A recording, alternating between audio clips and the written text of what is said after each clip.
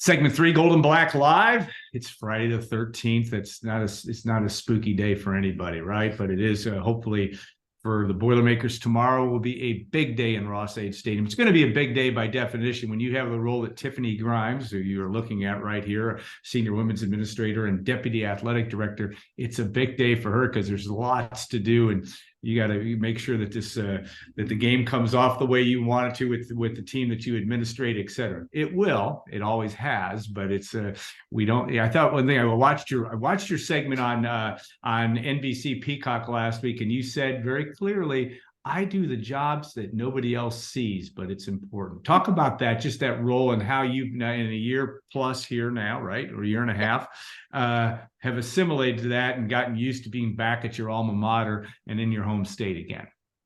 Well, first, thank you for having me. It's always fun to get to sit and chat with you, and a huge fan of Gold and Black and how you tell the story of Purdue Boilermakers. So excited to be here today.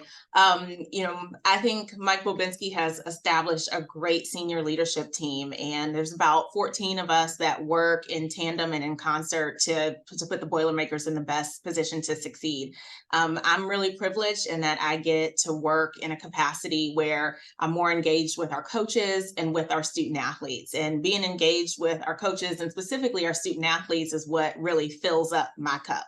So the role that I have, like I said, is the one that people don't get to see. So all of the things that are kind of internal to the house, that the public and the fans don't get to see the day-to-day execution of, is what I get the privilege of working with. So, that's our compliance department, academics, student athlete development, NIL initiatives, our sports medicine, nutrition, strength and conditioning, sports psychology, human resources, and our finances. I get to work with Barb Cap, our CFO, on the financial situation of our department day in and day out. So it's a privilege because we know that everything we do has a direct impact on the students and allows them to compete at the highest level, and honestly, to excel at the highest level academically as well.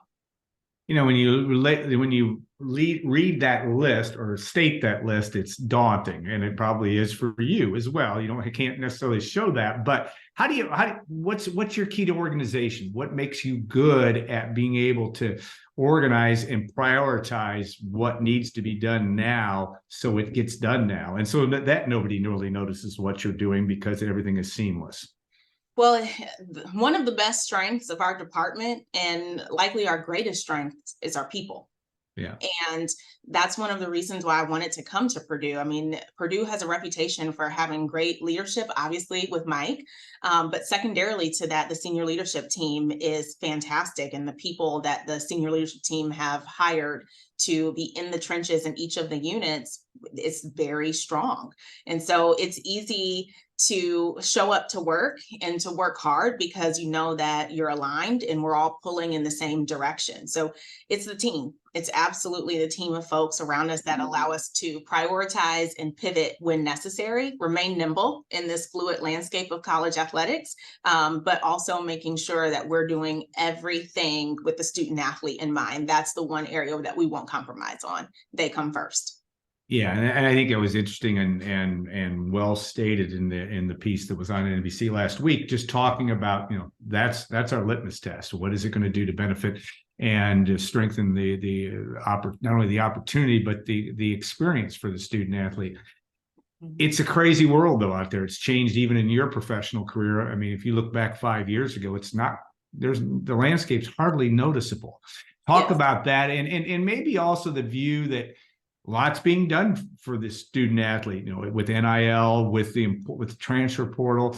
The pendulum has swung in some ways, but talk about that. And as you see that moving forward, how do you keep that balance there to make this all work well for the student athlete and for the department? Absolutely. You're right. I remember, my first role in compliance at Georgia Tech, we were looking at the legislation where it was only permissible to provide fruits, nuts, and bagels and spread for the bagels. That was about as creative as it could go. And, here we sit several years later, and we have so much flexibility to provide for our student athletes.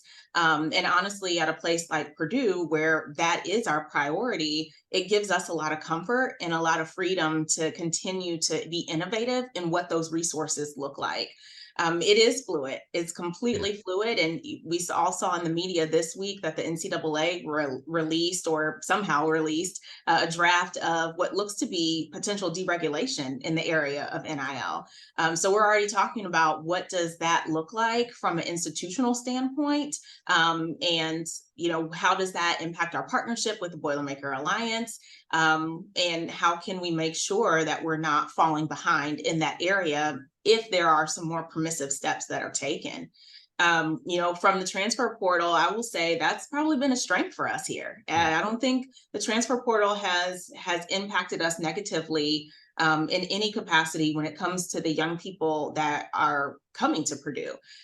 You look at some of the graduate transfers, they're coming from top institutions, and the strength of a Purdue graduate degree, it makes them feel very academically prepared in addition to the bachelor's from whatever institution they're coming from. It's amazing when you hear young people talking to their former teammates at other institutions and saying, wow, we have it good here. Though the way that we're treated, the way that we're cared for, the academic support, we have it really good here. So honestly, I think it's provided us with an opportunity to tell our story a bit better. Yeah, I think that's again a never ending thing to have happen. Do you think, you've been around student athletes for your professional career, is academics as important to them, or more, if you're going to put it on the scale, is it as important, more important, less important, because of all the other things that the rest of us that observed might think, well, wait, it's not as important because it's all NIL, it's all transfer portal, it's all how much you're going to play. Tell me why that statement's wrong. So it's as important as a baseline at Purdue. Yeah. I have the privilege of meeting with a lot of recruits, specifically with our football program and women's basketball. I meet with every single recruit that comes on campus. And academics is still a high priority for each of these young people. What we are encouraged by, because we can say this in truthful fashion, is that you come to Purdue, you don't have to choose. You don't have to choose if you're getting a world-class, first-class, Ivy League level education. And you also can play whatever sport it is that your talent is in at the highest level in the Big Ten Conference. So we're really fortunate that you don't have to pick one or the other here. You can come here and get a full experience. Coming to Purdue is not a 4-year decision, it's a 40-year decision. And the degrees that you'll walk out of here with, and I do say degrees plural intentionally, because if done properly, you can leave with both a bachelor's and a master's. And that's our goal. That's our goal for our student athletes. That will set you up for 40 years of success and can change the trajectory of your life. Yeah, that's one of the advantages of being around, and you being a graduate as well, that academic flagship here at West Lafayette is still holds a lot with a lot of people around the country, and a very, very important thing. Okay, you never get asked this question because you were at Alabama before, but Nick Saban, you worked for, Ryan Walters. But I want, just in terms of coaches, because everybody has a personality, and what we see from Ryan Walters isn't necessarily who he is behind. I don't know. You do know Nick Saban, but talk about what characteristics maybe that Ryan has that might be, you see that it's going to really make him, every coach wants to have the success that Nick has had, but just some of the things that you say he can build that foundation based on what you see that are really good attributes of a head football coach. Absolutely. So this is a fun question. It's a fun question because since December, when Coach Walters was announced, I've been there every day watching the program take its next steps. And I think from a characteristic standpoint, one, Coach Walters is incredibly cerebral. His football IQ is astonishing. And when he starts talking, it seems like a foreign language to me at times. But very cerebral, highly intelligent, high emotional intelligence, an ability to relate with players, as a father figure, as a mentor, as an educator, as a coach, as a big brother, whatever they need in that moment, he's able to connect with people of any background. And I think that's substantial. His ability to instill belief and confidence in our student athletes and our staff has been beyond impressive. And I would also say his attention to detail is, just pristine. What I also feel that I felt at Alabama was what we called a sense of urgency. And while there's never a rush to do anything, there is walking with a purpose, and there's being intentional, there's being in the moment and mindful that we don't waste 1 minute or 1 second. And I'll be honest with you, I think we have a phenomenal head coach. We have a phenomenal staff. And, no championship program was built in a day. Rome wasn't built in a day, right? Or a season. And so I don't think that, we were going for one great season and then that's what we talk about 5 years from now is the good old days. The goal is to win Big Ten championships and play for and win national championships. And that's a process.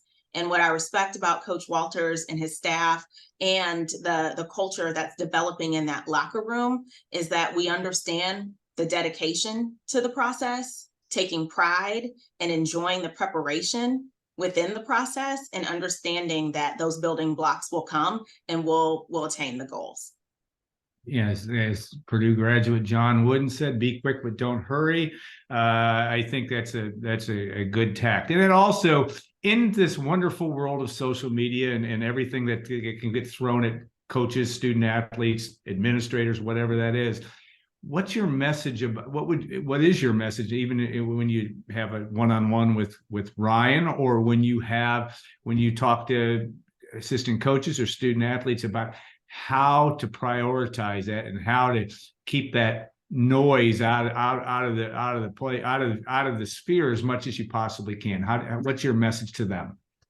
So, the staff and the coaches in our administration, we talk a lot about knowing who you are, defining who you are, and who that team is, who that staff is, has already been defined within those four walls. They know exactly who they are. They know what they're capable of. They know what they bring to the table.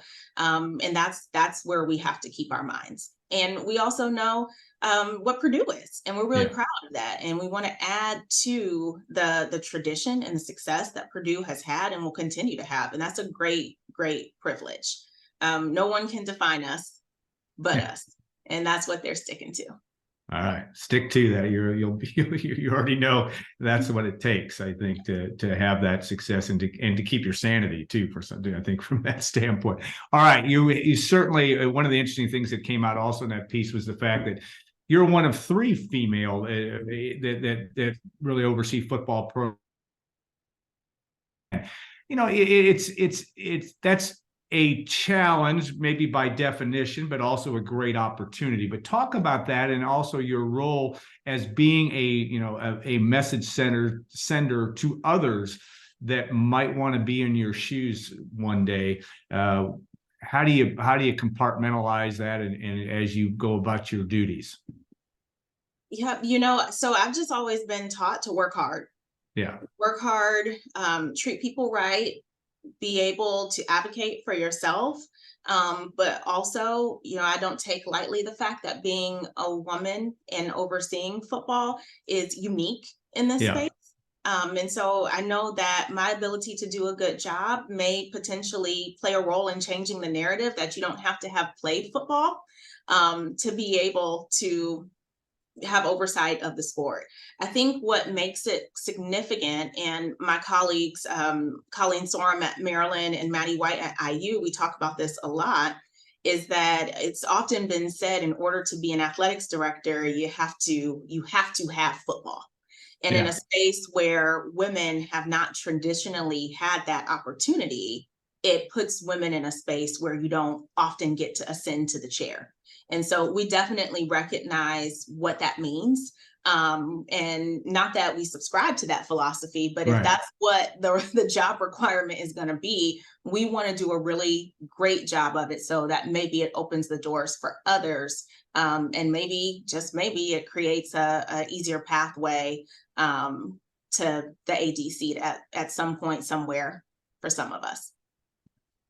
Time for a couple more questions. I want to get to the Forging Ahead campaign, but I wanted to ask you about just growing up in Indiana. And I assume, I know you came from Fort Wayne initially. Yes. When did that hit you that this is what you wanted to do? I mean, was that a thing where you were 12 years old?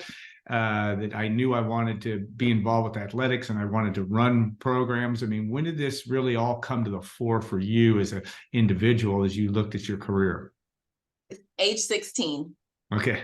Age 16. So I knew I was going to work in sports in some capacity at age 16. I thought I was going to be an agent, just like Eugene Parker. Yeah. And he was gracious enough to let me intern for him. And then I was exposed to working in the front office of an NFL program. Rick Smith was the GM of the Texans at the time and gave me a phenomenal opportunity. And I just fell in love with kind of the business side of athletics and the front office standpoint. Didn't think I would work in college until I moved to Atlanta and was working at the Georgia Department of Labor and really wanted to get back into sports. And found myself at Georgia Tech in compliance, which made sense with my law degree to kind of take that pathway in. And from the very first day, I knew that was exactly where I wanted to be. And then eventually going to Penn State, and Charmel Green, who's the deputy at Utah now, she was the deputy and SWA at Penn State, and I said, oh my gosh, I want to be just like this woman. And also researching other individuals, but Carla Williams was the deputy and SWA at Georgia, and she was overseeing football at that time. And so she was a huge, and still is a huge, influence in terms of, modeling my career and just looking up to her, and Candace Story Lee at Vanderbilt. The three of them have always been very strong mentors. And I would have to say, I think, watching Sandy Barber take the podium and give her press conference when she was named AD at Penn State was transformational for me. And having the privilege to work, in a department that Sandy was leaving was an experience that I just won't forget, and I learned a lot from. Well, that's all great role models, male and female, you've had. I mean, the Rick Smiths of the world, and that type of experience as well. And of course, obviously a Purdue guy. Back in the day, played football for the Boilermakers in the 90s and achieved a very high level in professional sports administration.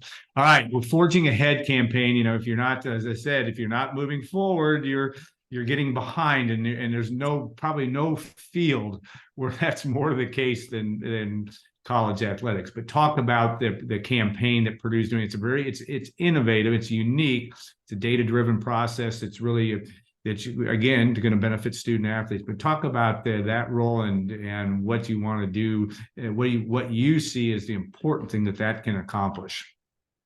Well, this is probably one of the most exciting initiatives I've ever been able to work on in my career. So I am beyond excited to talk about this. And, I think Tim House has done a phenomenal job, he and the JPC Club, with leading this campaign.